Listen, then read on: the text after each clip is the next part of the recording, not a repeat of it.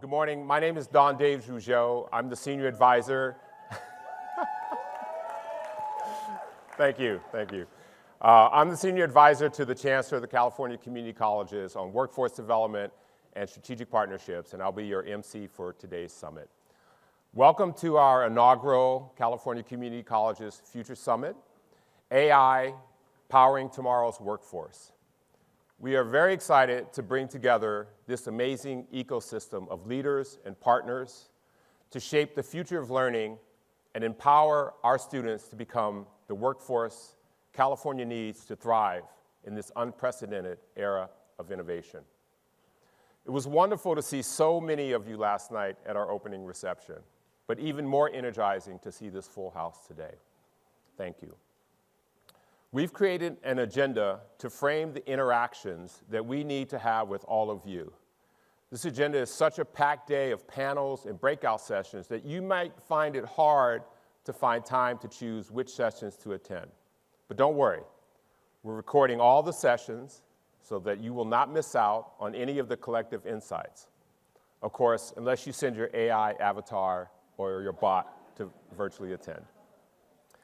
Today is an opportunity to develop a shared vision of where we are our vision for the future and to start to dig in on what it will take to get there. You will hear from higher education leaders in our community from across the state of California, thought leaders, experts, and industry partners who share our passion for reimagining teaching and learning and the workforce in an AI-enabled age. It has been truly a whirlwind of activity to define and orchestrate this summit. At this point, I will share a few housekeeping items and some acknowledgments, and then I'll turn it over to Chancellor Lee Lambert and Chancellor Sonia Christian to chart our course for the day. Quick housekeeping. So restrooms are located in the lobby of the theater, the men's to my left, the women's to my right.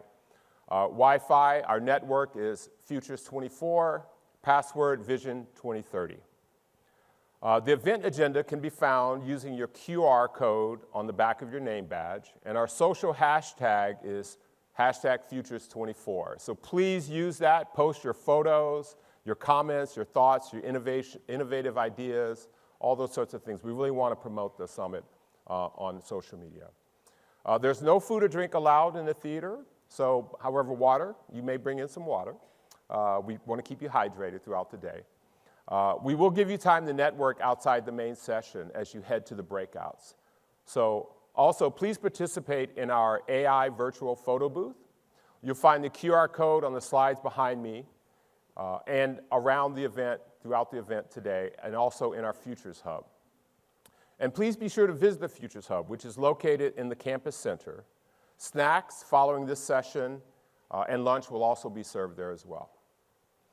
We want to extend our sincere gratitude to Lightleap AI by End-to-End Services, Inc.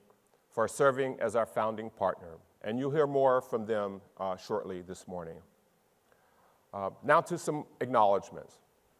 I want to thank each of you for choosing to spend time today, taking time out of your very, very busy schedules to invest in building a thriving ecosystem to shape our collective future. I look forward to hearing how each of you will partner with us to build a better tomorrow. In the words of June Jordan, the prolific and influential American poet, playwright, and essayist, to rescue our children, we will have to let them save us from the power we embody. We will have to trust the very difference that they forever personify.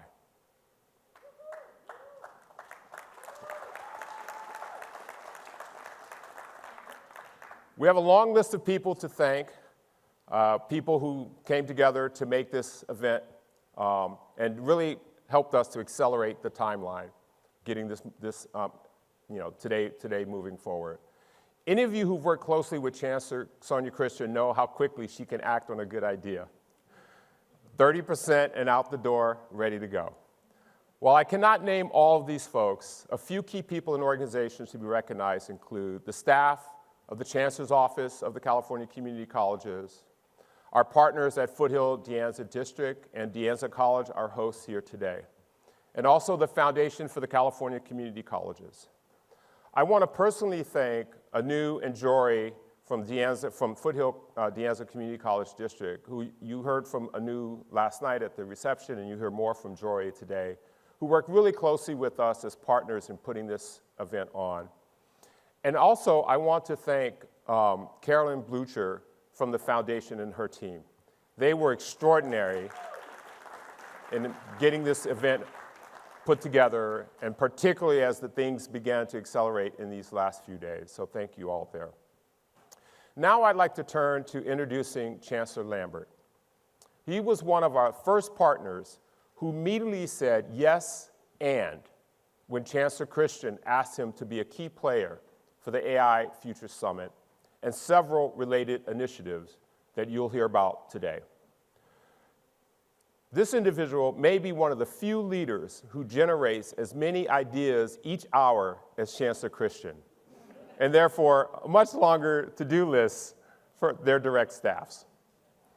Lee Lambert, the Chancellor of Foothill De Anza Community College District. I've had the privilege of working with both Chancellor Christian and Chancellor Lambert and his team over the past year to translate Vision 2030 into action. Chancellor Lambert is a visionary leader who continues to serve as a senior-level community college executive for more than 2 decades, first in Arizona and now California. He was named the Chancellor at Foothill De Anza Community College District in August 2023. He has a proven track record of transformation and is passionate about leveraging technology, innovation, and partnerships to drive student success and community engagement. He's a dynamic advocate for diversity, equity, inclusion, and access, and professional development, and has grown to, his growth to, hold on, stop, pause. And he has been committed to serving both our students and our larger community. He serves on a national level committees and boards, including the Fulbright Scholar Advisory Board and the U.S. Department of Labor's Advisory Committee on Apprenticeships, and previously served on the board of the American Association of Community Colleges. He's a sought-after international and national speaker on the future of work and learning.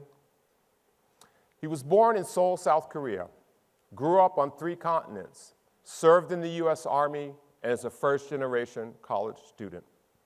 He has a bachelor's degree in liberal arts from Evergreen State College in Washington and a Juris Doctorate degree from the Seattle University School of Law. He's also the recipient of numerous awards, including the Humanitarian Award from the League of United Latin American Citizens, LULAC, the Marie E. Martin CEO of the Year Award from the Association of Community College Trustees, and was named a patriotic employer by the U.S. National Guard and Reserves. Chancellor Lee, it's my honor to invite you to join me here at the stage to set the stage for today's summit.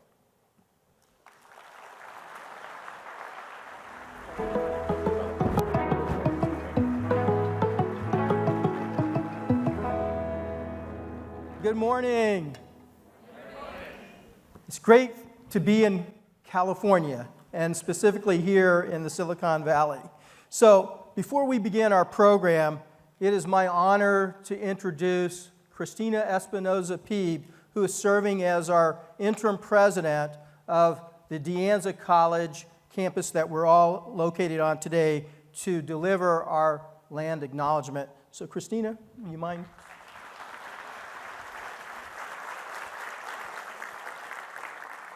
Good morning, everyone. As an individual who is herself half Native American, thank you, Daddy, I am honored to read this land acknowledgement that has been written by a group of individuals who write this, and I deliver it today with love and respect for all nations. Here we go. We, as those present here today at De Anza College, recognize we are in the unceded Ohlone territory, also known as the South Bay or Silicon Valley. We live among the original caretakers and stewards, the Milwaukee Ohlone tribe of the San Francisco Bay Area. We recognize De Anza College sits on the crux of Ramaytush and Tamiyan tribal lands. Our vision is to continue a beautiful legacy of ancestral wisdom and cultural keeping in relationship to the land with much love and respect. We understand we do this work with the contradiction that we are in occupied territory after the massacre and genocide of Ohlone people, with Western definitions of political borders. Thus, with more conviction, we are determined to educate ourselves, our staff, our faculty, students, and as community members to decolonize and deconstruct, to make room for ongoing unschooling, to learn cultural humility, giving life to social justice inside and outside of the classroom, centering First Nation people, and through relationship building. In this way, we stay true to an Indigenous way of life and to the core values that it involves. To all my relations, thank you. Thank you, President Espinoza. Well, again, everybody, welcome to our first ever inaugural Future Summit, co-hosted by the Foothill De Anza Community College District and the California Chancellor's Office of Community Colleges. But before I begin, I just want to do some brief acknowledgments. When I was leaving my former college district's downtown campus, and I was driving to go back to my main office, I get a phone call. And there were these 5 individuals on that phone call that I would like to acknowledge who are here today. I can't really see you all very well, but I want to acknowledge my board of trustees. Pearl Chang, who serves currently as our vice president. Laura Casas, who, when I was hired, was serving as our vice president at the time. I see Patrick Aarons here, who was serving as president when I was hired. And we have 2 other board members who I don't see here today. I know one is not going to be here, our current president, Peter Landsberger, and Gilbert Wong. Well, they called me, and they all in unison offered me the job. That speaks to the qualities and the principles of these 5 individuals, and I'm so proud to be part of your team to lead the Foothill De Anza Community College District, so thank you so much.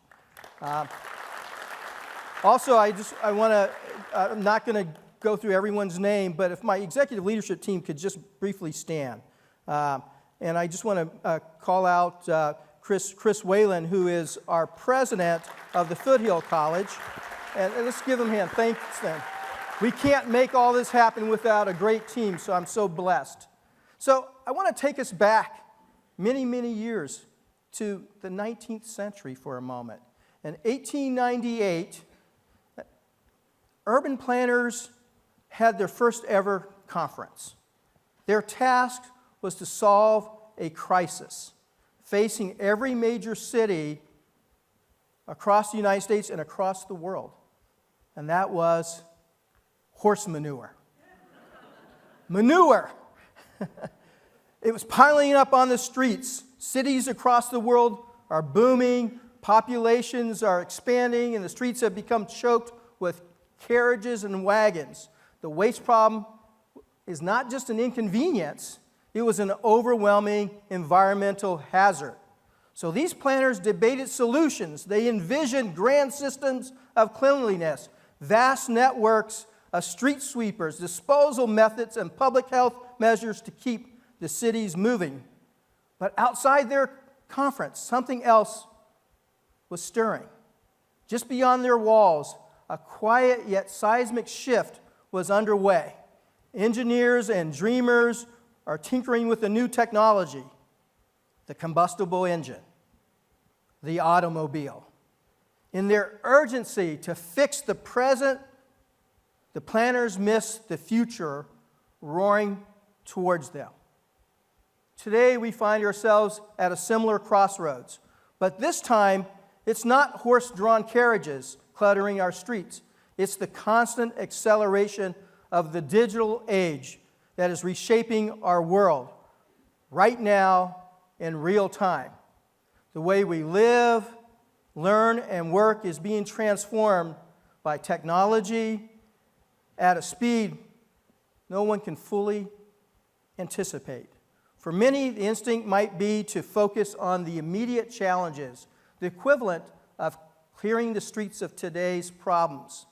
But what we must remember, and what this future summit is all about, is the revolution happening right outside our door, and in many ways right in front of us in terms of our handheld devices and many other things. We must recognize that the digital age is not some future vision or a distant horizon. It's here, it's happening right now. Artificial intelligence, machine learning, automation, these are no longer things we talk about in science fiction. They're here shaping the economy, redefining industries, and challenging our educational institutions in ways we've never seen before.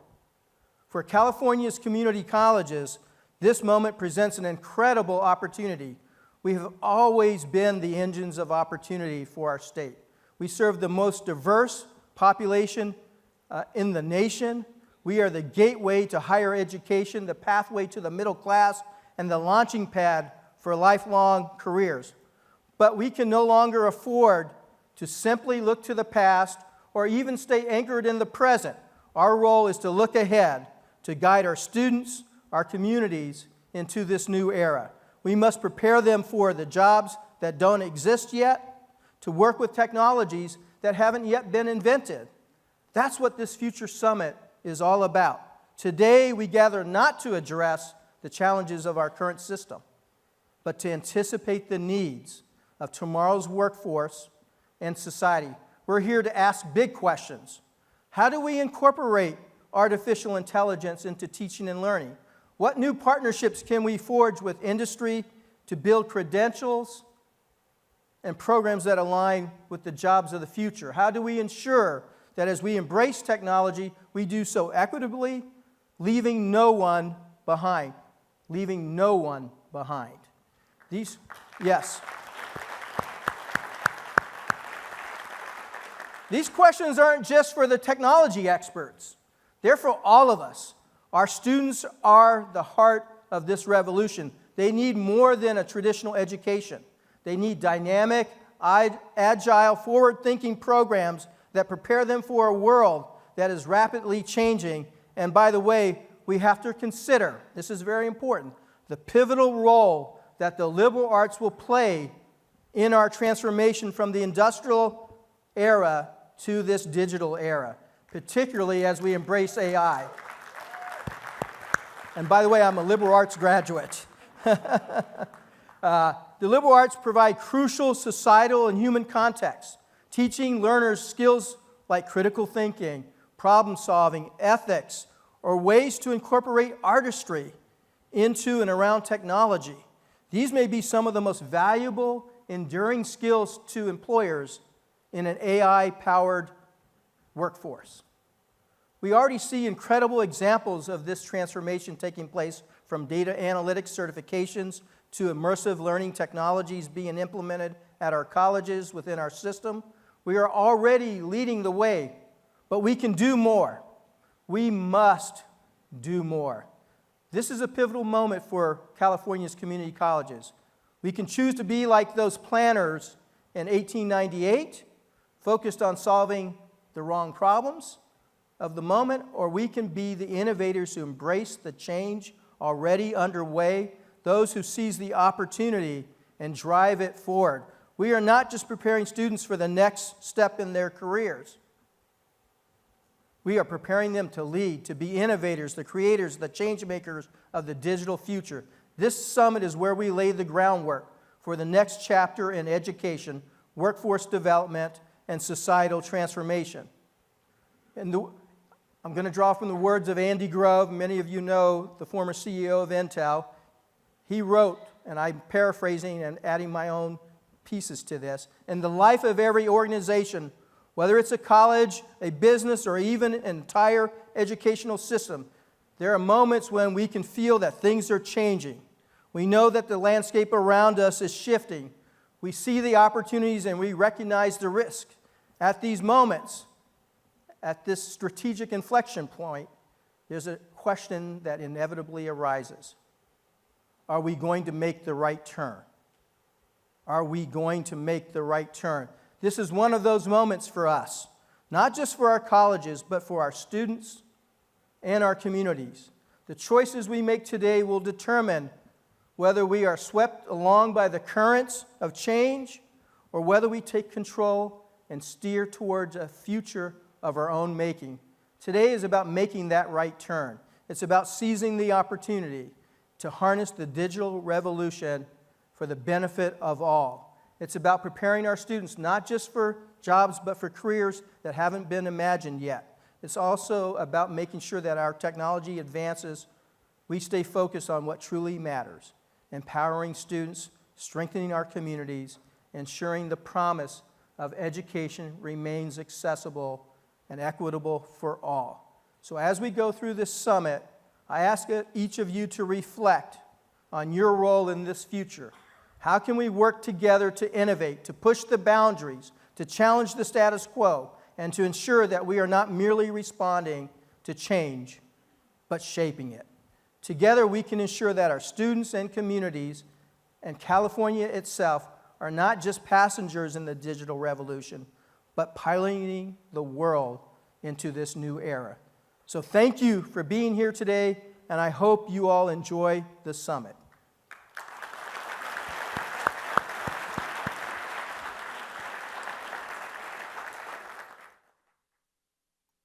I now have the pleasure to introduce a friend, a colleague, a visionary, and that's our State Chancellor, Sonia Christian. She is a fierce advocate for the life-changing ability of community colleges to reach underserved populations and educate the future workforce. She is committed to advancing work through distributed leadership and collaborative communities of learning and to promoting the value of equity in student learning, access, success, and economic mobility. So please extend a warm welcome to our State Chancellor, Dr. Sonia Christian.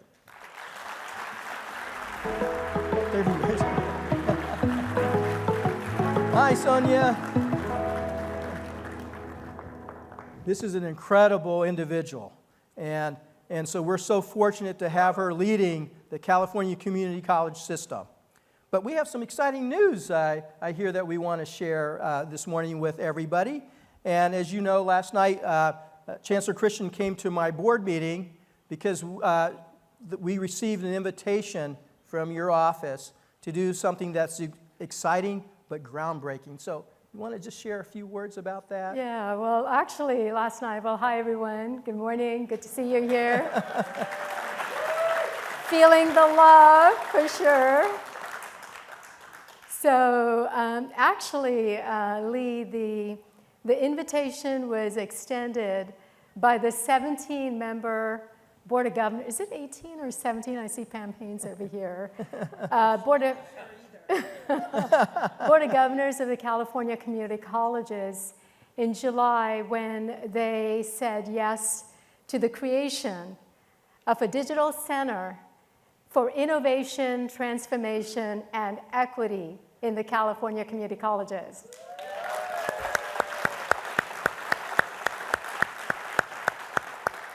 So I really loved being, I see your board members over here, Lee.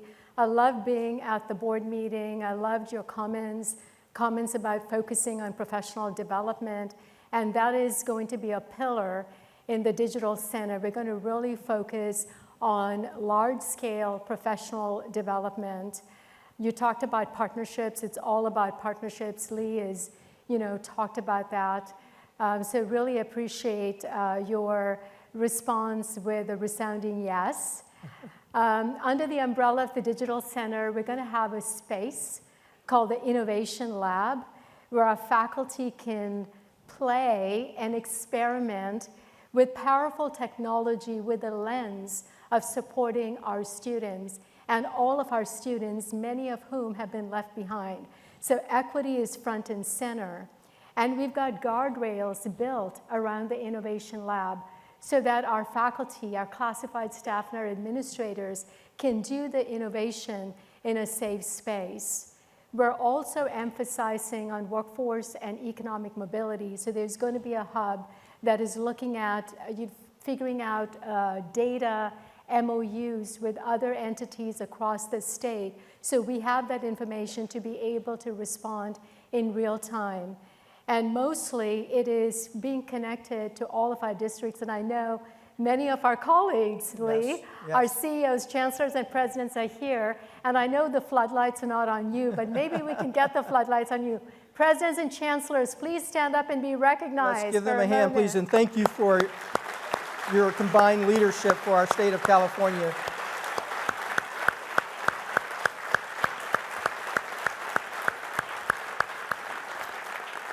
And I think I want to recognize 4 members of our Board of Governors, and I want to start with Bill Rawlings, and I know he's here. Yeah, go ahead, give it up for Bill Rawlings. Bill.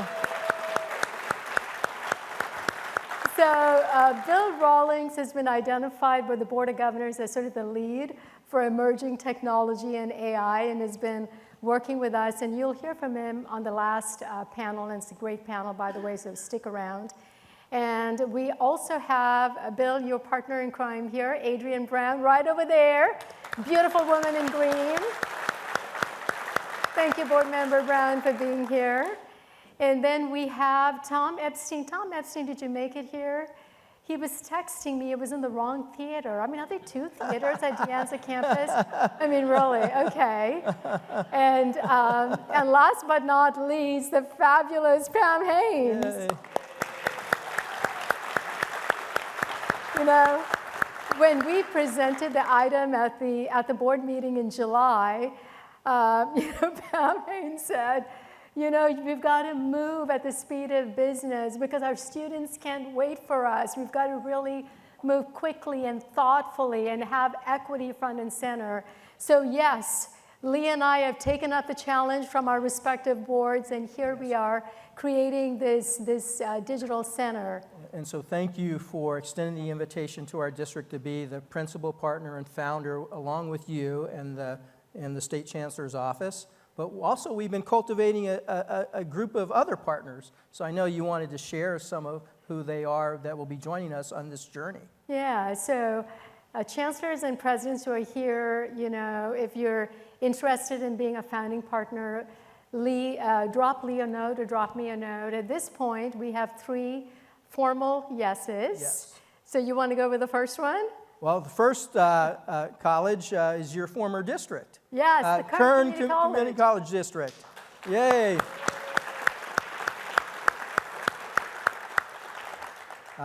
The other district down in, I believe, Orange County, right? I'm new to the state, so forgive me. Rancho Santiago.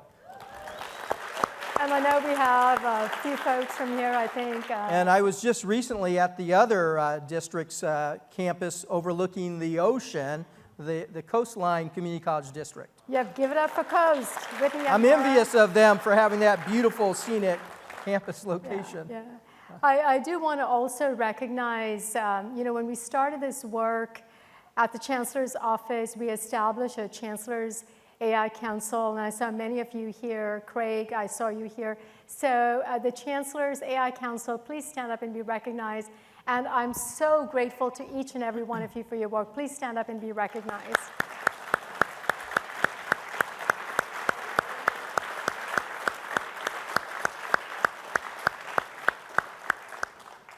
I think that's all I've got for you. And let me just say one closing piece about the AI Council. I was also part of that group, and we really framed out what we call a humans framework. And at the center of all that is us humans have to continue to be the leaders in shaping AI and how it's going to impact the learning as well as our communities. So thank you for your vision and your leadership, Sonia. Yeah, and I look Lee. forward to working with you. Thank you all. Give it up for Lee Lambert. Thank you.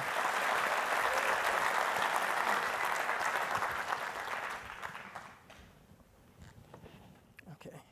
So I have a few remarks for you this morning before we move into some amazing speakers. And by the way, Carolyn, if you're hearing me or listening to me right now, I have 2 books in my backpack in the green room, and If I could have them when I wrap up my speech, that would be great. So, The Blade Runner. How many of you have seen the movie?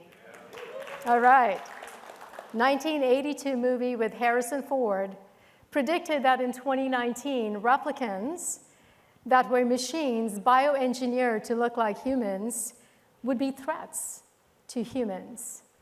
My childhood memories of the movie created a low-grade nervousness in me, so much so that when we got closer to 2019, I found myself relieved that the predicted Blade Runner dystopian AI did not happen. So what did happen?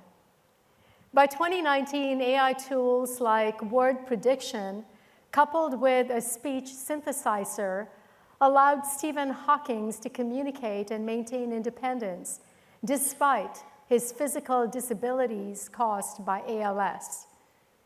In 2020, AI algorithms were used to analyze the genetic sequence of the SARS-CoV virus that significantly sped up the creation of the vaccine and saving us from what could have been a more cataclysmic global pandemic.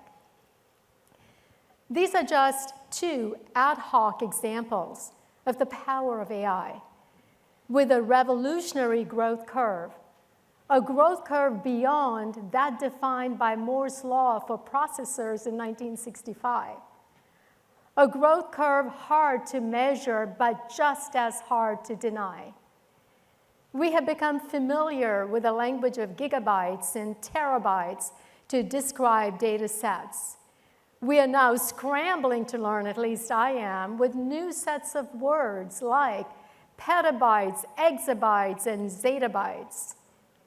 In 2024, artificial intelligence seems to be ever-present commodity of daily news, of technology development, and of retail marketing.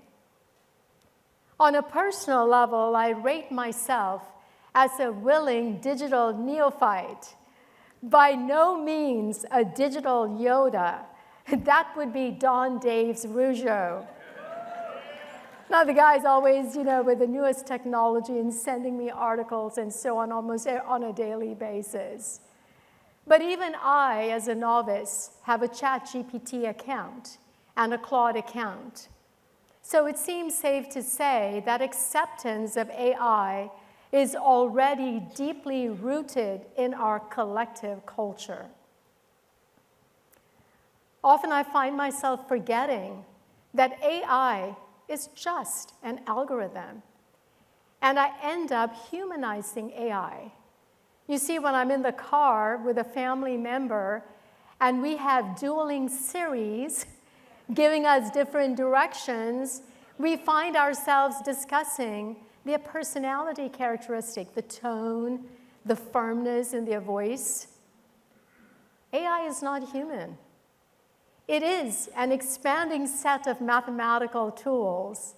The data is represented in the form of vectors and matrices. Probabilistic models are used to making predictions and are calculated using operations like matrix multiplications. And then the variance between the predicted output and the actual output is fed back into the system to rerun the algorithm to reduce the discrepancy. This is the learning in machine learning. So these fundamental elements in which AI algorithms are built should be kept front and center in our collective consciousness, so that we are not lulled into the make-believe reality portrayed, for example, in the 1999 movie, The Matrix, where humans unknowingly live in a simulated reality controlled by machines. Now, everyone who knows me, by the way, know I'm going to bring in The Matrix, right? My golden retriever is named Neo. You know the cast of characters. There's Neo. Trinity's my favorite, by the way, and of course, Morpheus. So AI predicts based on the past, knowledge of the past, our collective past, and at a scale that can be overwhelming. Now, do we want our future to be a déjà vu a crystallization of undesirable characteristics of our past? I, for one, do not want to lock the fate of our collective future with those dreadful aspects of our past. Therefore, we have no choice but to engage, to fully engage, and to vigilantly engage.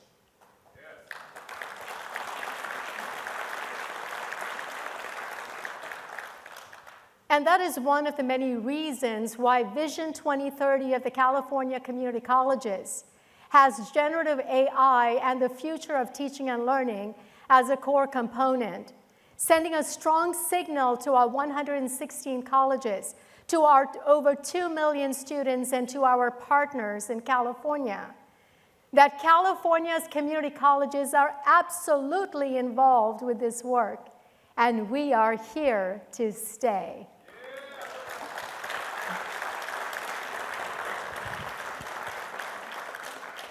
Having set the context with a cautionary note, I now feel liberated to share my excitement and my hopes for the future.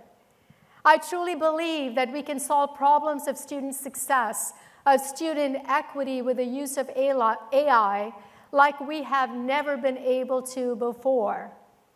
You see, in Vision 2030, we discuss that higher education is consistently absent from the lives of many Californians, largely due to economic circumstances. All Californians, regardless of their zip code, deserve to benefit from a college education, particularly those whose families are struggling to get by and who stand to benefit the most from the opportunities that flow from education. Vision 2030 calls out the 6.8 million low-income workers who have earned a high school diploma but do not have a college degree or certificate, with seemingly no pathway to future prosperity. So growing from the 2 million students we now serve to potentially 6 million cannot be realized by expanding conventional capacity by 3 times. That's just not going to work. By asking, when we do ask the question, this puts us in the right mindset to accelerate, to innovate, to collaborate. This lofty goal calls on us to design at scale and to design for equity, moving beyond scattering seeds and praying for the rain. And the promise of AI might just make this happen during my lifetime as the Chancellor of the California Community Colleges. Applause line.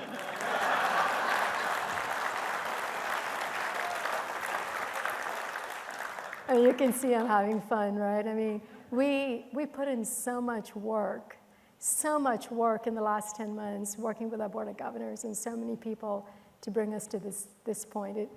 It feels amazing. So one specific strategy that I'm focused on is the ability to recognize learning outside the classroom, wherever and whenever it happens. This is essential in serving working adults. These Californians have work experience that could and should be translated to skills and abilities within the college setting to accelerate their time to credential attainment. It is called credit for prior learning, or CPL. Now, you may tell me CPL is not new, but I will say that CPL at scale absolutely is new. This has been a dream of the California Community College for decades. Implementation has been ad hoc due to the grueling workload of a manual process. AI is a tool that can quickly and efficiently tackle the task of mapping, the task of sorting, and connecting skill libraries to courses and program curriculum, making those connections more functional, more durable, and scalable. Now, by harnessing human-in-the-loop AI capabilities, we can bring the CPL effort from the margins to the mainstream.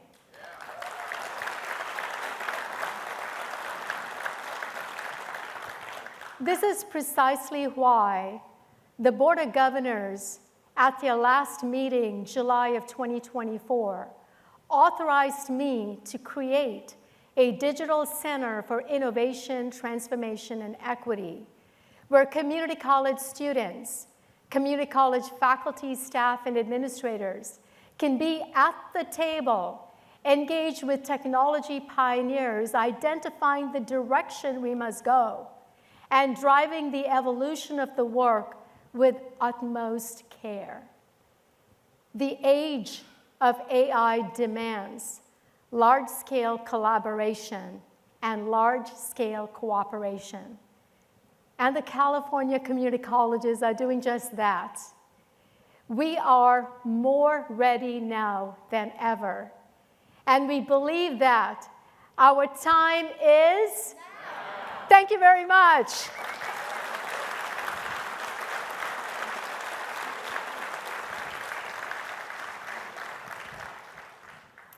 And now I have a treat for you. I'm super, super excited and thrilled that we have 3 trailblazers in the field of AI in higher education, 2 of whom are based here in California, and all 3 of them are women, by the way. Woohoo! Each of them brings a wealth of experience and a vision for how AI can reshape learning for generations to come. Each is at the front lines of transformational leadership, research, policy, capability design, development, and testing. And they bring in a human-centered approach to their work. Each of them is center stage when it comes to shaping the future of teaching and learning. I really wish we had 45 hours to have this conversation, but we have only 45 minutes. So let me get to it and bring up our first speaker. Give me a moment, and then I'll bring up Safiya Noble. Have you read the book, Algorithms of Oppression? Okay. So I was introduced to this book when the AI Council started talking about principles that would be guardrails, and they came up with humans, H-U-M-A-N-S, spelt out with each alphabet, really calling out a principle. And the A stood for algorithmic discrimination protections, to ensure algorithms and systems are designed in an equitable way and free of discrimination. So that came from this book, and it has a beautiful cover, actually. You gotta get it. So with that, let me bring up the one and only Safiya Noble.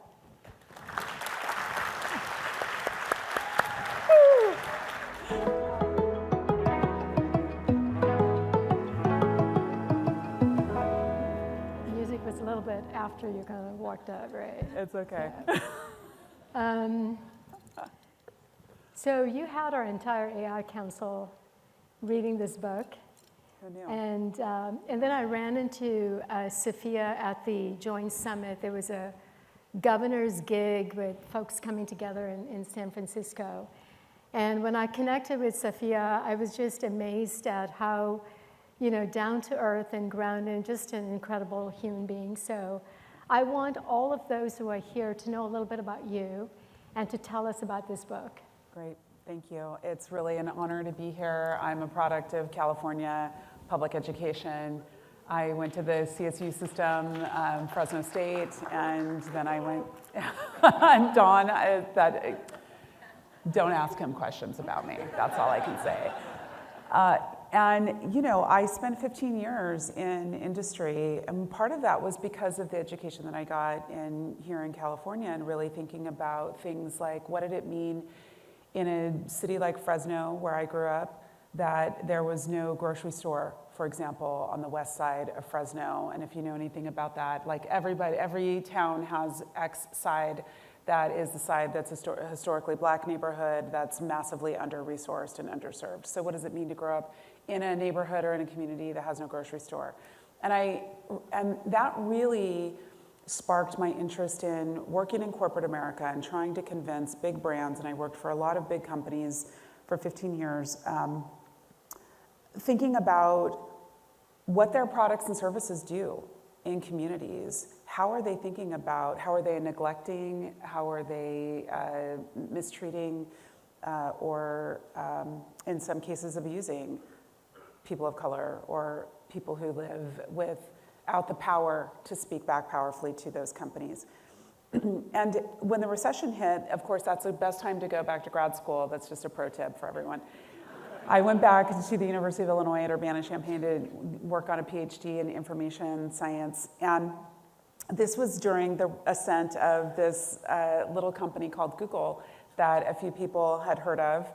And I was really fascinated at how so many of my peers and professors were talking about how Google was going to become the new public library.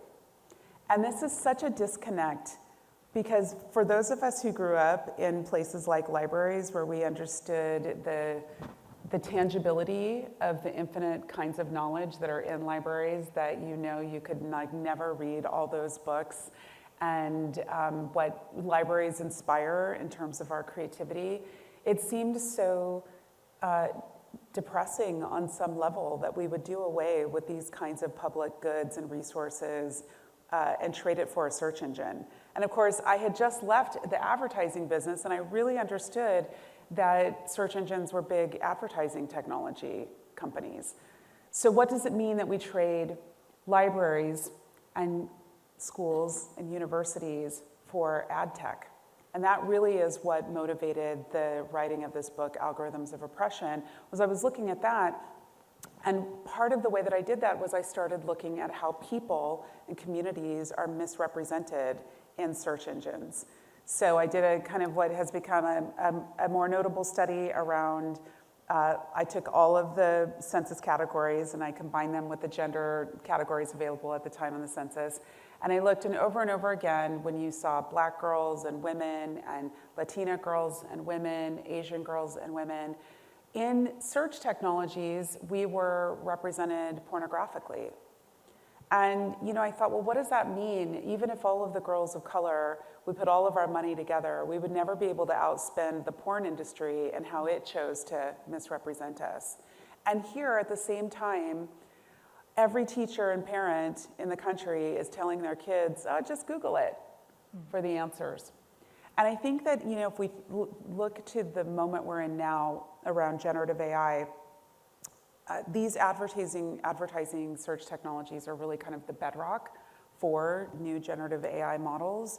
And they're fraught with a lot of misrepresentative, dangerous, in fact, kinds of inferences and information.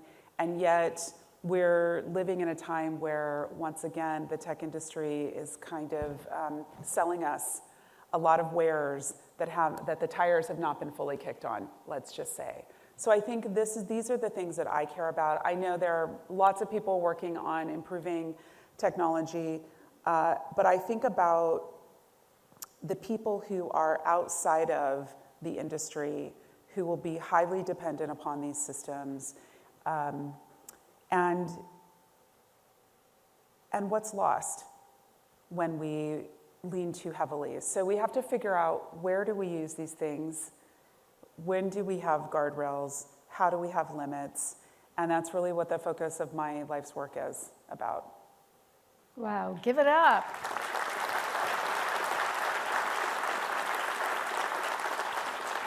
So just two comments. Love that you mentioned our librarians. And Those are my people in here. And, our AI council was absolutely talking about information literacy in the age of AI. And this book, friends, it starts with, why are Black women so, and ... and then you see what resulted from that prompt. So it's a must read, and it's a tough read. And you're going to feel it when you're reading it. So I encourage you to grab this book. So I'm curious to know, Sophia, what are you involved with now? What's like a project that is exciting you?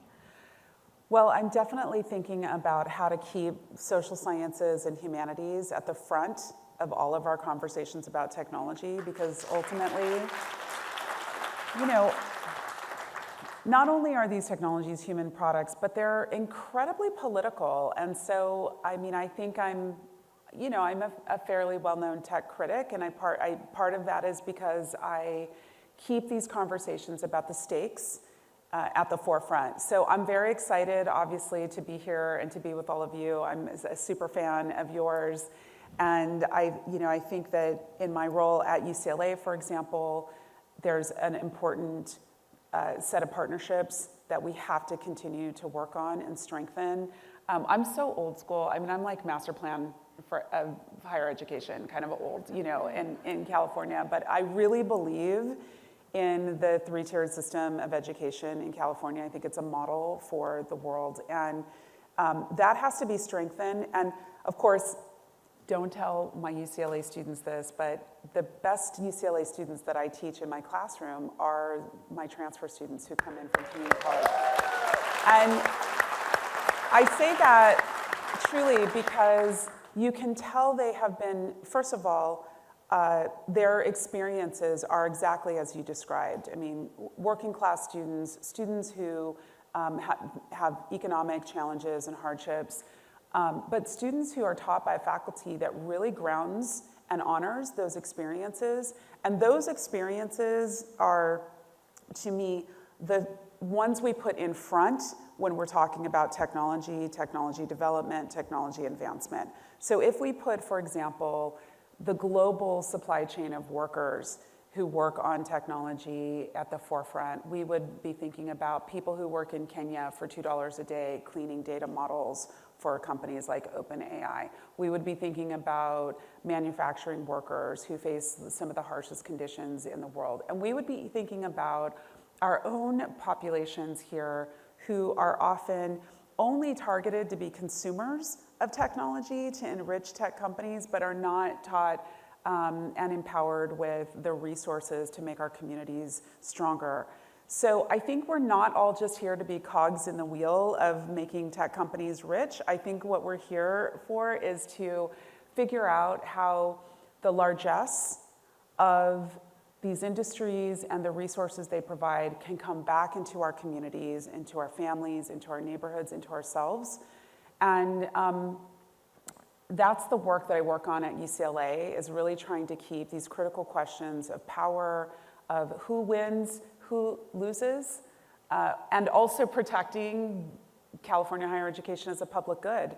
I mean, I don't want us to just be systems that transfer all of our wealth and resources out to the tech industry to provide solutions. I want us to keep our resources here. I want us to build technologies that are responsible and thoughtful to the environment, to the people who otherwise would just be, I think, positioned in the most extractive ways. And so these are the things that I'm working on. I'm hoping that I'm gonna, have more opportunity for us to think about, what's lost. When the UC system, I will tell you, went to Google as our tech backbone, there were 14 of us in a tiny department of information studies who wrote a letter of protest and said, this is a terrible idea, because listen, you know what we lost?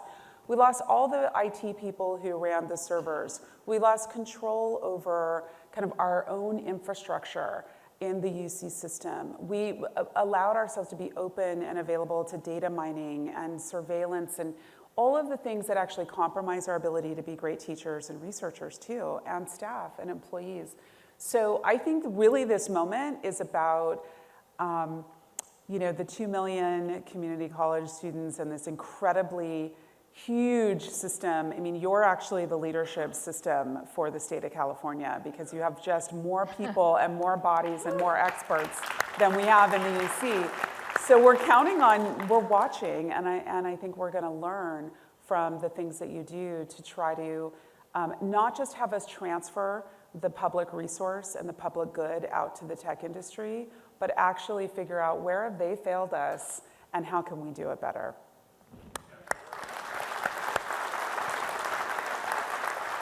They make me go first because I'm very depressing. So I think my two colleagues are going to be much more cheerful than No, me. I have one more question for you, Sophia, but we've got several technology partners here in the audience. So my message to you is the California community colleges, we're all about partnerships. And the reason we had as our lead-in speaker for today, Dr. Sophia Noble, was because we wanted to signal that our students, the students we serve, need to be present and visible when we are engaging and moving with speed our engagement with our tech partners. So it's a both and, but the voice and the message from Sophia is important to us at the California Community Colleges. So as we wrap up our time together, so this is a community college conference, and we are looking to create more partnerships, partnerships with you as a scholar, partnerships with your organization, UCLA.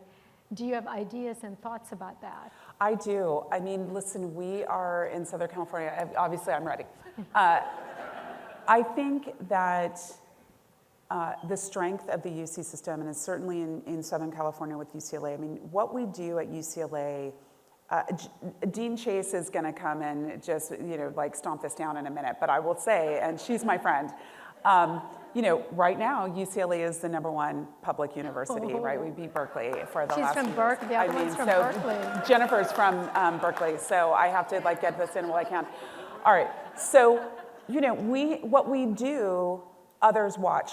So this is why these partnerships are so incredibly important, and the things that we can do in Southern California. I mean, we know that there's cutting edge research happening around responsible uses of technology, teaching students how to think critically about data, and even how to refuse, how to protect and honor their own labor rather than just outsourcing things that are jobs that we want to keep, like artists and performers and lots of different kinds of work that is so valuable. So we're working on that at UCLA, thinking about that. But I think these are the kinds of things too that we want to figure out, like where are the limits? Like where can we put some of these technologies in service of accelerating human possibility, human creativity, human contribution, equity, justice? I mean, these are my keywords, but I feel like they're your keywords too.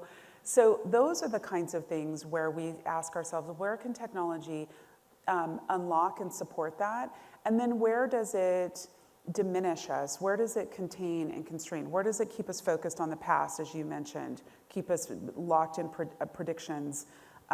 We don't want the worst of the past in the future. And I think every project that we take on, to me, it's local, it's with the people who work on it, it's having people really thoughtful and engaged, educated deeply about these issues, rather than feeling that AI is just a totalizing force that we are helpless to, that we have no voice or say in our relationship to. And so those are the things that I'm hoping we're going to work on together, that we're going to keep making great community college students. We need you all to come. We're opening up a new campus at UCLA that's down in the South Bay. It's all going to be focused on the environment, environmental justice. It's on Tonga people's land. We have a lot to learn from the Tonga people about stewardship of the earth. I think there's a lot of opportunity there because, you can't talk about AI without talking about the environment and its contribution to climate crisis. So, but it also may help us solve some of those problems. So we have a lot of opportunity. If you're in SoCal, don't tell the provost that I've committed UCLA to solving all these things, but also tell him because, if you come and you say you want to do the work with us, I think there's a reciprocity and a real desire there. All right. Sophia Noble. Thank you. Thank you. Great. All right. That was a treat. And we have another treat coming up. Beth Rudden, CEO and co-founder of a startup, Bast AI, in building explainable AI. I learned that phrase from watching her videos, Beth's videos, and also reading a book. AI, for the rest of us, it's a must-read. Beth Rudden is an anthropologist, and maybe that's the aspect of her that I really enjoy the most when she comes to technological problems from an anthropological approach. She talks about the context. Understanding data without understanding the context is meaningless, and she's come to us here in Cupertino, all the way from Colorado. Beth Rudden.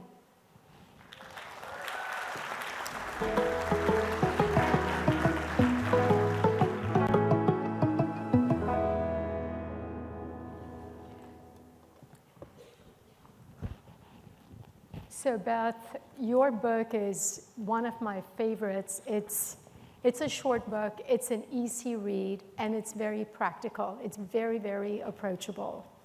So help our audience understand what made you write this book, but not before you tell us something about yourself, because it's the person that connects us to the work of the person. Thank you so much for having me. And I actually wrote this book because my co-author, Phaedra Boinadaris, made me. And I think, one of the things that I learned, and I spent 25 years at IBM, the last 7 years as a technical executive, was that a career is something that you can look back on. It's very difficult to plan when you're in it. And it took me about 2 decades to connect back to my roots, and I won the lottery with my parents. They told me to go to school for what I loved, so I went and became an archaeologist, realized I was not independently wealthy, and sold out and became a programmer, and that's how I started at IBM. I actually went to school with a lot of MBAs that I ended up making far more money than. Anyway, I digress. But what I loved about writing the book and what I really saw in my career at IBM was, and we started thinking about everyday ethics in design back in 2013. We actually published a guide for everyday ethics in 2017. And it started with the fuel of what makes artificial intelligence and data. And I ran around the world, because I was a trained anthropologist, asking everybody I knew, data scientists, data engineers, data analysts, what is data? And I got so many different answers. And nobody had a common definition of data. So being a good anthropologist, I declared it. And I said, data is an artifact of human experience. And that started the conceptual model of data, information, knowledge, and wisdom. And reframing that to understand that some human being either created the data or they created the system that creates the data.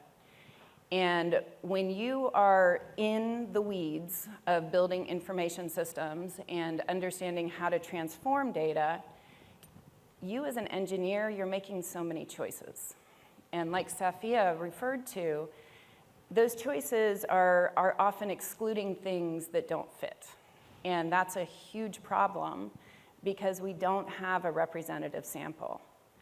And if we want a representative sample of humanity, we need 2 billion human beings being able to write and understand how to design artificial intelligence systems.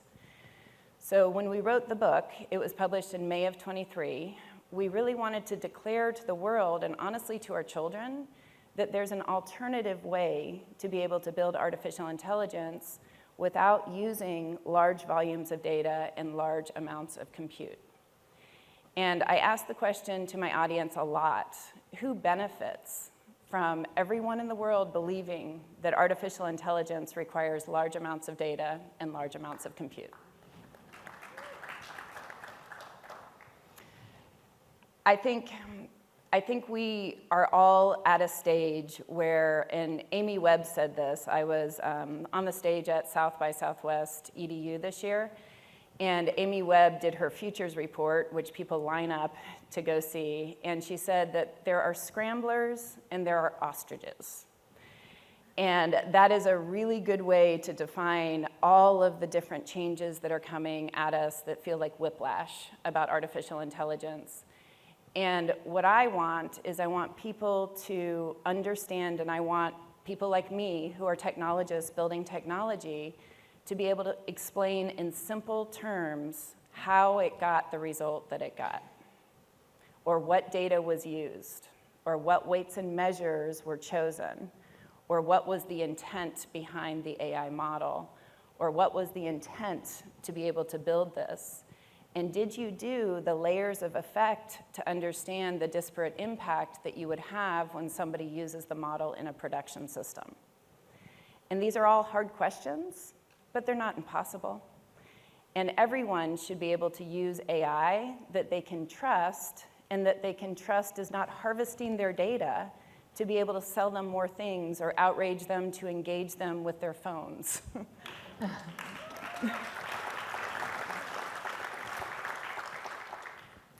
I just got a little prompt that I need to get moving on the time. So, Beth, I'm going to combine, I was wanting to get a sense of what you're currently working on, but I also want to bring it back to the community colleges because this is our conference, and to see how some of the ideas that you put forward of working in a smaller context and utilizing AI tools more individually and in community, how do you see that being put to work within the California community colleges?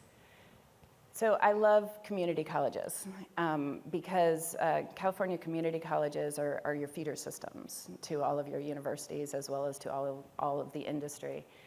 And what I'm very interested in is giving people the fishing pole, the tackle kit, the ability to understand how to build artificial intelligence using their own data.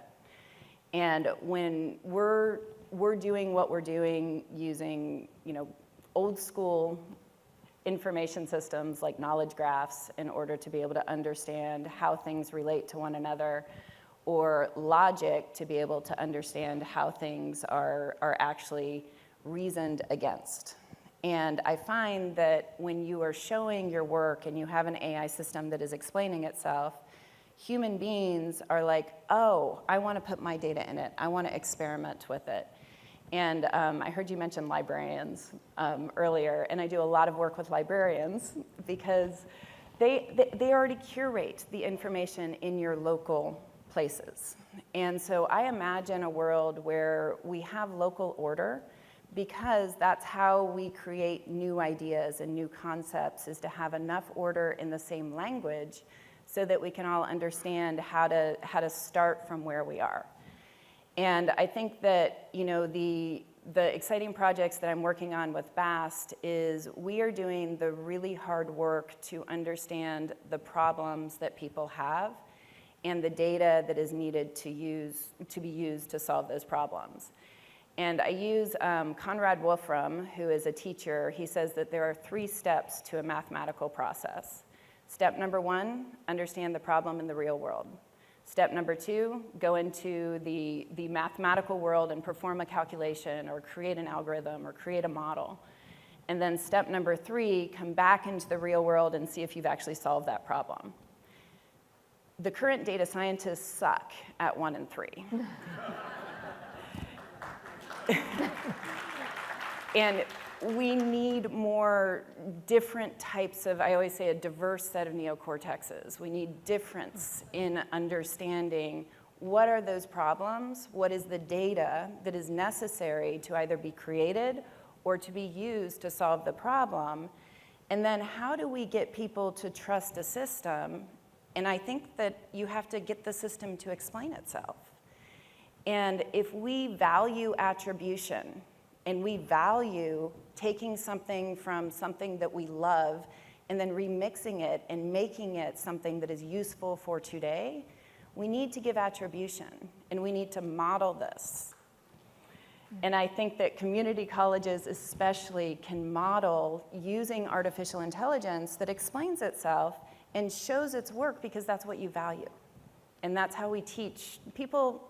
My children do what I do. They don't do what I say.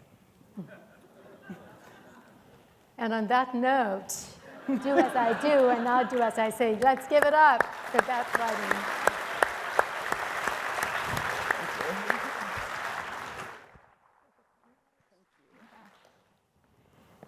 All right. It was really good. The last part of what Beth was saying, you know, it's taking theory from the lab and applying it to real life, and that's where community colleges, we need to be integrated in that work. But anyway, let me stay focused. Third person is pretty darn amazing. I first saw Jennifer Chase at the Joint Summit, and she was kind of hanging out with Governor Newsom and a colleague of hers from Stanford, Fei-Fei Li, and they were talking about the state of AI in California. I mean, this woman has technical chops, there's no doubt about it, okay? She's a mathematician. She's worked in Microsoft and real, tech world. She's a co-inventor of 30 patents. And then I really rehearsed this. She's a co-inventor of the field of graphons. Did I say that right? Does anyone know what a graphon is? We'll ask Jennifer, okay? But what I mostly responded to when I was watching Jennifer Chase was she just felt like this bundle of warmth and someone who's connected in a very deep way to people. And I wanted to immediately start working with her because of who she is, and therefore the work she does is going to be a representation of her values and who she is. So let me bring up and introduce you to the one and only Jennifer Chase.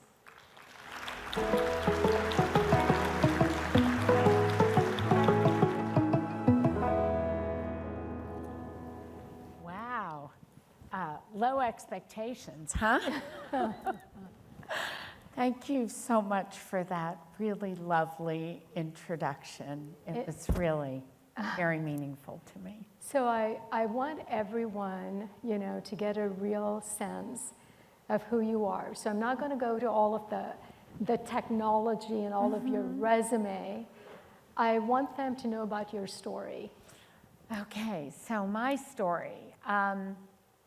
I am the daughter of Iranian parents, so I'm first gen. My grandma got married at 9, my mother's mother. My mother could not add fractions.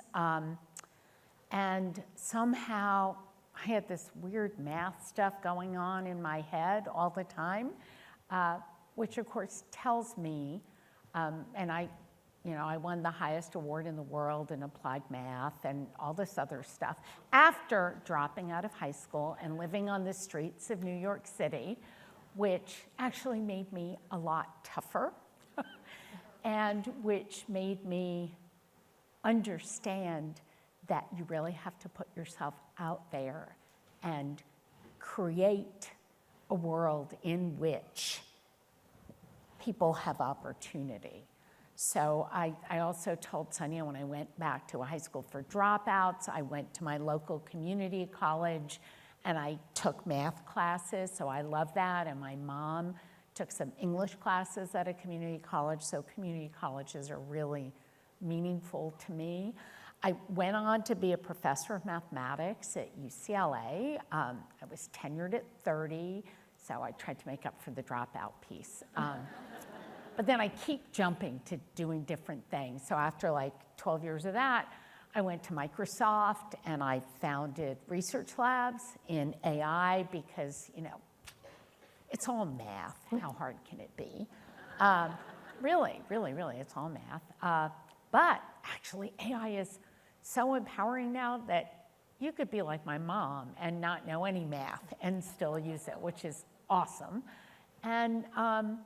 And then I formed these research groups at Microsoft, and then I thought, after 23 years of that, I need to go to a university and begin to build what I wanted to see in this world, to build a place where we could educate a broad spectrum of society in computing, data science, and all of the ways it interacts with society. I had to go to a public university. I didn't go back to UCLA. I went to Berkeley.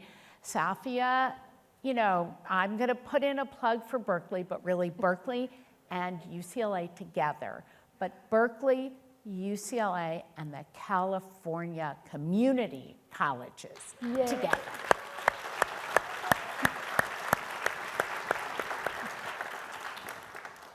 I see Dr. John Hetz there, and I wanted to mention that we're working with Zach Pardos at UC Berkeley. So, Jennifer, when you were talking to the governor, and I was in the audience and just soaking it all up, one of the points that you made and you came back to is the importance of a state, like California, to invest in public sector innovation. That was a phrase, and I wrote it down. Mm-hmm. You kept coming back to the importance of public sector. And you didn't say no to private. You said, but don't forget, So could you help us understand what is sort of behind that emphasis? Yeah, I mean, as you heard, I was in the private sector for a while. I started public, went private, came back to public. I believe that Gen AI in particular, generative AI in particular, if just concentrated at the biggest companies, and those biggest companies having the exclusive power to develop it, is not going to develop the way we need it to develop. It will it will exacerbate the digital divide. Whereas I think because it's so empowering, and I've used it myself. I mean, I can do the creation stuff, but the things that I've done that have been most powerful with it are almost as a user of it. I just founded a startup last month on using it as a user to help us synthesize materials that pull carbon dioxide out of the air. And I mean, I'm using it in the same way some other people could use it. And I realized in doing that, it is a phenomenally empowering technology. It is something that we all need to recognize. It can give us crazy answers, and we have to question what the inputs of it are. But there are questions that we can ask that enable us to detect when it is giving us something reasonable and when it is not. And we can all be empowered to do that. So what I would like to see, quite frankly, is I would like to see us partner. Because, by the way, the new college I founded a new college at Berkeley, the first one since the 1960s, College of Computing, Data Science, and Society. We graduated in our first graduating class last year, 2,246 students.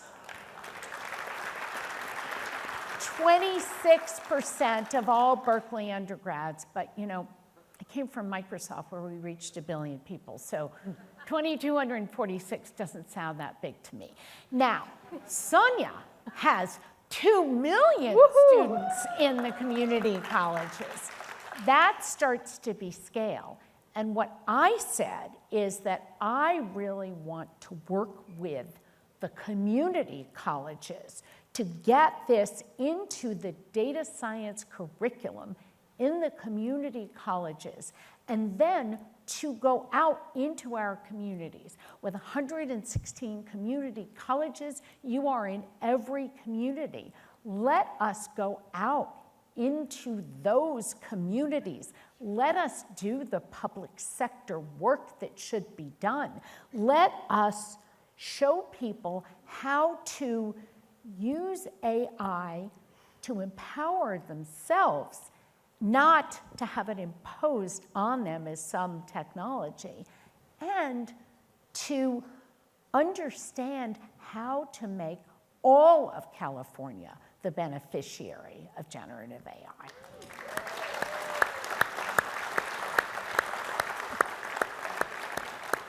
I think Dean Shays has already answered, you know what my last question was going to be, right? How do we partner with the California community colleges? You know, I was talking, I think yesterday at the reception with Meredith Lee, and she was, you know, giving me examples of 19 community colleges working with UC Berkeley, and there's so many examples. You know, we should really start putting all of those together and building on it. But any last thoughts on partnerships? So absolutely. So we're off to a great start. We have actually had a partnership with the community colleges for 8 years.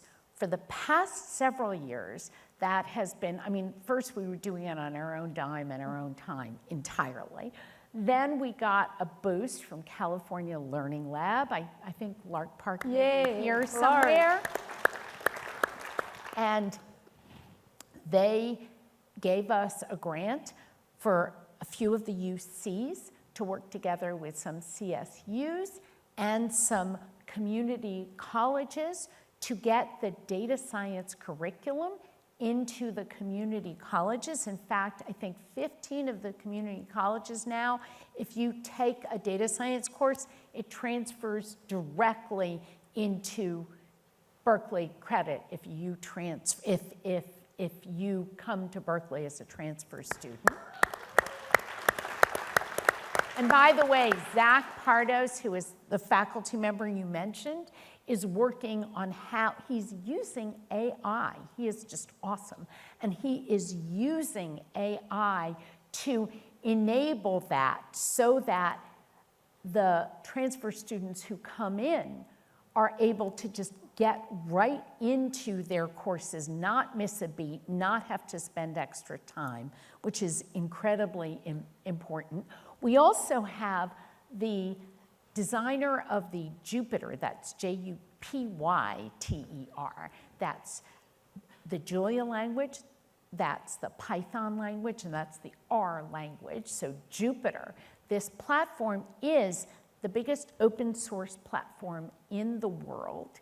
It is used in lots of the community colleges. It is used on probably the back end of about half of the technology startups. So we have that founder, Fernando Perez, who was also at that Gen AI Summit, and he has built a platform for our community college curriculum, and it is being used by 22 of the community colleges. So we're approaching 20% there, but I want to see this partnership really strengthened because the superpower of the state of California is the UC system, the CSU system, and the CCC system. So I think on that note, we should call it a wrap. Let's give it up for the fabulous Dr. Jennifer Chase. And with that, I hand it back to Don Daves-Rougeau.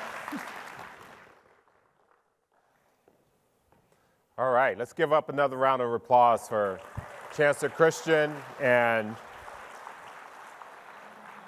our phenomenal panel. Thanks, Jennifer. It's great to see you here. Thank you, Sonia. The time is now. So very quickly, I have the honor of being able to introduce our one of our key sponsors, so our founding partner, Spotlight. So End-to-End Services provides integration platform services for a number of technologies, including system-wide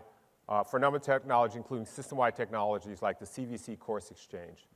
Their new Lightleap.ai product is quickly gaining attention for its application, registration, and financial aid fraud detection and mitigation. We are grateful to End-to-End Lightleap for generously serving as our founding sponsor for the conference. At this time, I'd like to introduce Kiran Koditala, CEO of End-to-End, to share a few words. Thank you. Thanks, John. Hello, everyone. My name is Kiran Koditala. I've been informed backstage to keep it shorter than I thought it would. So if I'm going to quickly move forward, that is to prevent you from any further delays. Right. So let's start with the presentation here. First and foremost, who am I and what do we do? End-to-End is a technology services company that has been founded exclusively and focused only on higher education. Our focus has been on data integration for the last 13 years, but my life journey, like Chancellor Sonia talks about, is really I only worked in higher education for the last 26 years. I started working as a student worker at University of Illinois in 1998, and since then, I've only worked with universities on implementing student information systems, integrating student information systems, and the like. In fact, a lot of you are already involved and using end-to-end platform, and one of the platforms is called Illuminate, which is the core data processing platform for California Virtual Campus. If you're a member of the California Virtual Campus, your course catalog data and student registration data is being funneled through Illuminate, which is our integration platform as a service. And why is this important? When we talk about AI, there's a lot of focus on, anybody can build an AI application now. A kid out of college can start building an AI chatbot. A new startup can start building an AI chatbot. But where we differ is our power of data, power of understanding student data, power of understanding and leveraging student data to support strategic and tactical missions. Like Dr. Lee Lambert said, AI is no longer just a good way to move the manure from one place to another. It is a new way of thinking higher education itself. This is the new way to change learning. This is a new way to transform student experience. And I'm going to take one of those examples. But before I jump into what AI can do, there's a lot of questions for all of us. Is AI truly real? Is it a bunch of malarkey? Or is it a hallucination? Or is it riddled with biases? And all of those are genuine discussions we all should have. Because every time we take a technology and accept it wholeheartedly, technology disappoints us. So that's why Chancellor Sonia's discussion was very, very powerful, because technology has to be humble, technology has to be data-driven, technology has to be bias-free. And that's one of the things that we've been exclusively working on. So what are the big problems AI can solve? AI can actually solve a lot of things. AI can transform student experience. AI can transform faculty course remediation. AI can make recommendations to help faculty build more plagiarism-free assignments. AI can help students learn better. AI can help resolve equity. But we don't have time to talk about all of those. I'm going to take one use case where AI can actually has been truly being used by some of your peer institutions. One of the big issues that California community colleges in general and all the community colleges are facing is the concept of fraud. I've seen some new studies where it's a $4 billion problem for California community colleges, but also it's a huge problem for community colleges in general. And the reason for that is community colleges accept everybody that apply and did not have the complex machinery that banks and automobile companies or mortgage companies use. When you apply for a car loan, a bank, a car loan company can use complex things to find out whether it's a fraudulent person or not. So it's a huge problem for higher education, especially for community colleges, and to solve that, it's also a very complex problem. So we were brought this problem by Jory and Dr. Lee Lambert 3 months ago almost, and said, Kiran, you saying that you can all do all these cool things, but we have this real fire we need to put off with the power of AI, and can you solve that? Within 3 months, we were able to take the systemic problem and solve this by taking a very complex problem where when we started 3 months ago, we did not even know who were fraudulent students. So we identified fraudulent students, built out the clusters, and built an AI model that is currently in production at Foothill De Anza College and also West Valley Mission District. And the AI model, the reason why we were able to do it in 3 months when compared to what it would have taken years before is because of the power of AI, because of machine learning, because of all the tools we get by when you integrate student data experience, power of AI ML, and APIs, and integrate it together by working closely with people. And that's what makes it exciting. We have been able to deploy Lightleap AI at Foothill De Anza after working with them a couple of months. And when West Valley said, yes, let's do it, it took us literally 1 week to deploy the APIs and get the results for them. And that is the power that we are super excited about. So, like we all talked about here, We are a technology company, and I'm a sales guy being a CEO of a company, but I want to hear from you, from the customers themselves that have worked with artificial intelligence and truly benefited from this. Because it's no longer about like Blade Runner or Terminator 2 where AI is coming to get us. The only way AI can truly be valuable is if AI and humans work together, and that is the cool thing about this platform. Prior to the whole AI, our couple of our folks at ETS had created a report specifically for financial aid to be able to detect what we believe were fraudulent students, so we could place them on our own holds or place verification on them. I know since the pandemic, it has become tenfold the amount of fraud that we are getting. So we really couldn't manage it in our fraudulent reports that we had because it just is too many students. So having the capability of the AI to help us determine has just really reduced the amount of students we look at through our own fraudulent reports. At West Valley Mission District, we're at the beginning stages of implementing Lately to automate the detection of fraudulent student applications. Our current analysis shows that LightLeap is over 90% accurate in identifying over 3,800 confirmed fraud cases out of more than 44,000 applications, with an additional 1,100 cases highly likely but needing further confirmation. This remarkable accuracy is going to allow us to safeguard our resources much more effectively. We're potentially going to save over $150,000 a year on staff labor. These are resources that we can redirect to support students that are here to learn and need our support. Since the pandemic, colleges and universities nationwide have struggled with increases in attempted fraud, whether that's application fraud or financial aid fraud. And at Foothill and De Anza colleges, we've also seen those increases.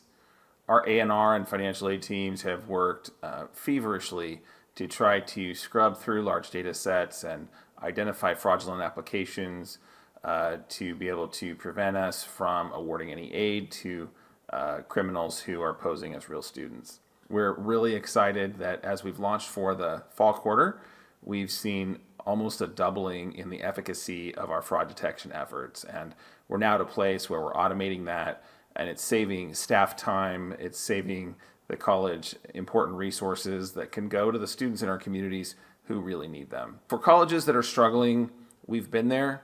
I would say just get started. We were able to leverage the infrastructure put in place for the CVC course exchange that's in place at all the colleges to be able to reduce the technical lift and just introduce a few new APIs. So get started. I had internal skeptics, but as we've rolled out the product speaks for itself. So this is the cool thing about the platform. It's no longer about hallucinations or biases. These are real world problems we are solving. And I can go on and about a lot of the other things, and I know that my time is up. So where I'm going to lead with that is we are a data company, integration company solving strategic and tactical problems for higher education. We're not a new company that have reinvented themselves for AI. We are a data company looking to solve the problems. And some of the issues that we are trying to solve is building a chatbot where students can search for what courses they're enrolled in, what courses they can register, and the inferences that AI, the generative AI, can do is pretty cool. Student can literally say, what courses am I currently registered to, what courses did I complete, and also say, hey, what job should I get in San Francisco area? By the way, I need at least to make $250,000 to survive here, right? So AI will actually give them results saying, these are the 3 jobs based on your academic history, and if the student says, oh, what about this other job? It'll say, well, you are not really fit for that. So not only, well, it's not biased, I don't think, at least I hope not, but those are things that we are going to try to fix. But one of the cool things about this platform is no longer, as you've seen here, generative AI, informational AI. It is actionable AI. Students can register for courses. Students can pay their bills. Students can sign up for payment plans and accept their financial aid. So when we talk about, we have this problem with higher education where there's administrative systems, there's learning systems, there is classroom systems. What we are looking at with AI is to build it all together so that the learning, administration, student services can all be powered with the power of data and AI. And what we are hoping to achieve, just like we did with California Virtual Campus, is to connect all the systems together so that instead of student applying for Foothill De Anza, West Valley and saying, oh, it looks like they're now doing fraud detection better, so let me go apply to other schools, we are saying, let's come up with a cohesive system so that all the community colleges can whitelist all the common students, blacklist all the bad students, and curb the fraud problems once and for all, and solve the systemic problem for higher education. So I know there's a lot to discuss here. There's a panel discussion that is coming up later today. Please join it at 12:30, where Foothill De Anza and West Valley are going to talk explicitly about all the details about it, if you can. But I'm going to leave at this quote here. It's really, in the era of AI, knowledge isn't just power, it's the ability to learn, unlearn, and relearn.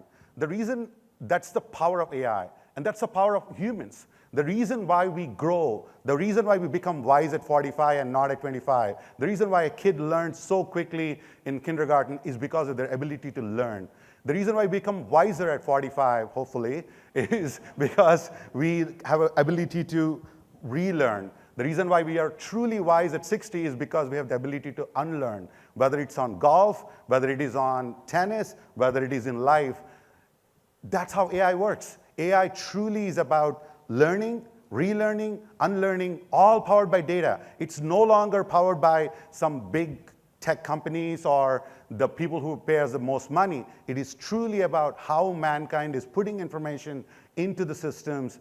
But what we are doing is a private AI environment where this learning is happening within your student information system and within your learning ecosystem, and it's not just being sold out to all the companies. So thank you so much for your time. Truly appreciate it. I'll pass it back to Don. Thank you, brother. Appreciate you.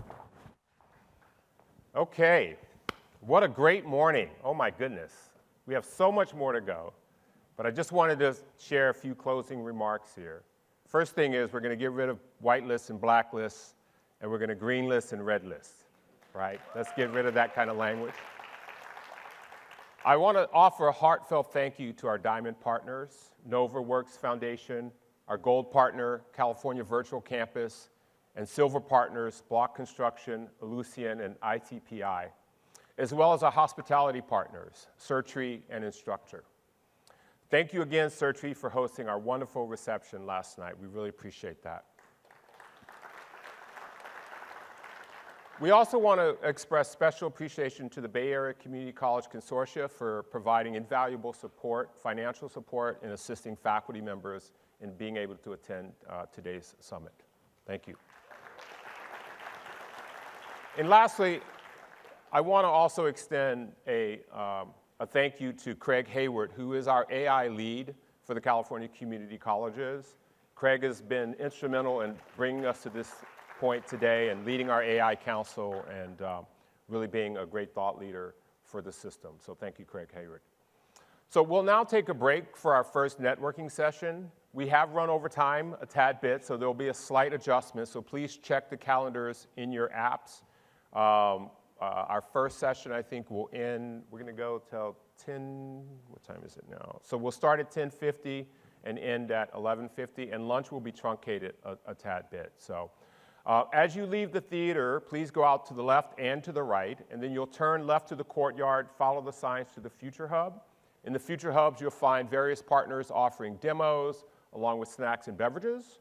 And the first breakout sessions, as I mentioned, will be truncated in terms of the time frame. And then lunch will be in the Futures Hub as well. The final breakout sessions will start at 12:30 p.m. as scheduled and will end at 1:20 p.m. Afterwards, we will have another networking opportunity in the Future Hub before reconvening here for our two closing panels, which I think you all will really enjoy. We have some exciting presentations coming up to end the day.